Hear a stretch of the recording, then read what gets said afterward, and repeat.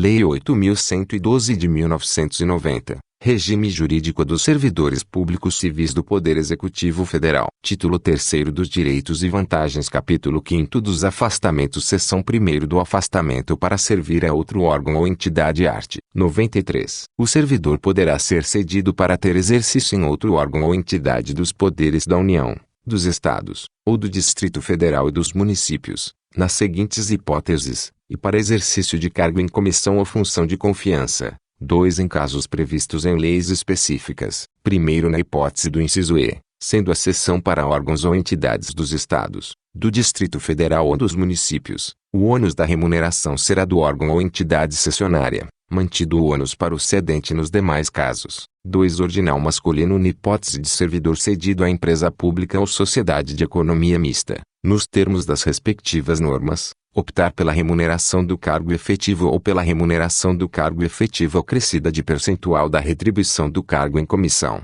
a entidade cessionária efetuará o reembolso das despesas realizadas pelo órgão ou entidade de origem. Terceiro, a cessão far-se-á mediante portaria publicada no Diário Oficial da União. Quarto, mediante autorização expressa do Presidente da República, o servidor do Poder Executivo poderá ter exercício em outro órgão da administração federal direta que não tenha quadro próprio de pessoal, para fim determinado e a prazo certo. Ciclo ordinal masculino. Aplica-se à União, em se tratando de empregado ou servidor por ela requisitado, as disposições dos 1 ordinal masculino e 2 ordinal masculino deste artigo. 6 ordinal masculino. As seções de empregados de empresa pública ou de sociedade de economia mista, que receba recursos de Tesouro Nacional para o custeio total ou parcial da sua folha de pagamento de pessoal, independem das disposições contidas nos incisos I e II de 1 ordinal masculino e 2 ordinal masculino deste artigo, ficando o exercício do empregado cedido condicionado à autorização específica do Ministério do Planejamento,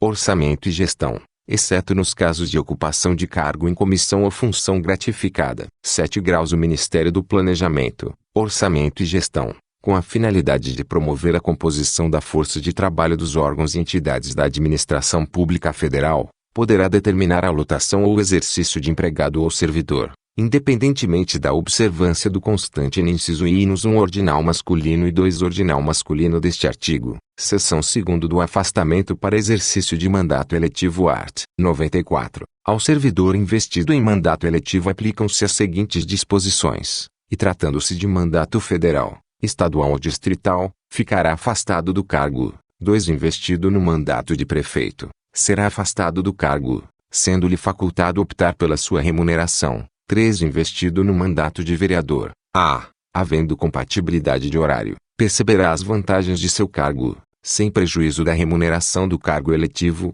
B. Não havendo compatibilidade de horário, será afastado do cargo, sendo-lhe facultado optar pela sua remuneração. Primeiro, no caso de afastamento do cargo, o servidor contribuirá para a Seguridade Social como se em exercício estivesse. Segundo, o servidor investido em mandato eletivo ou classista não poderá ser removido ou redistribuído de ofício para localidade diversa daquela onde exerce o mandato. Seção 3ª do afastamento para estudo ou missão no exterior. Art. 95. O servidor não poderá ausentar-se do país para estudo ou missão oficial, sem autorização do Presidente da República, Presidente dos órgãos do Poder Legislativo e Presidente do Supremo Tribunal Federal. Primeiro, a ausência não excederá 4 anos, e fim da missão ou estudo, somente decorrido igual período, será permitida nova ausência.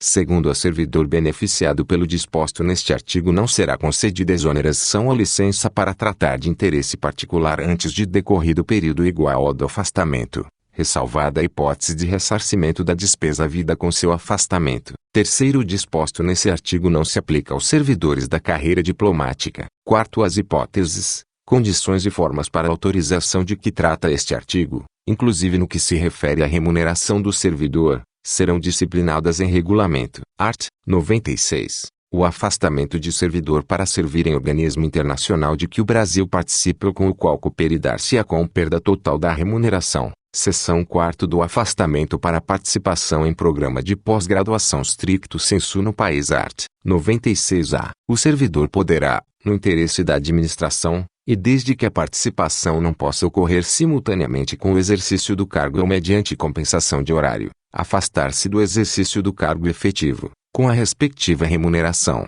para participar em programa de pós-graduação stricto sensu em instituição de ensino superior no país. Primeiro ato do dirigente máximo do órgão ou entidade definirá, em conformidade com a legislação vigente, os programas de capacitação e os critérios para participação em programas de pós-graduação no país, com ou sem afastamento do servidor, que serão avaliados por um comitê constituído para este fim. Segundo, os afastamentos para a realização de programas de mestrado e doutorado somente serão concedidos aos servidores titulares de cargos efetivos no respectivo órgão ou entidade há pelo menos 3 anos para mestrado e 4 anos para doutorado, incluído o período de estágio probatório, que não tenham se afastado por licença para tratar de assuntos particulares para gozo de licença, capacitação ou com fundamento neste artigo nos 2 anos anteriores à data da solicitação de afastamento. Terceiro, os afastamentos para a realização de programas de pós-doutorado somente serão concedidos aos servidores titulares de cargos efetivos no respectivo órgão ou entidade há pelo menos 4 anos,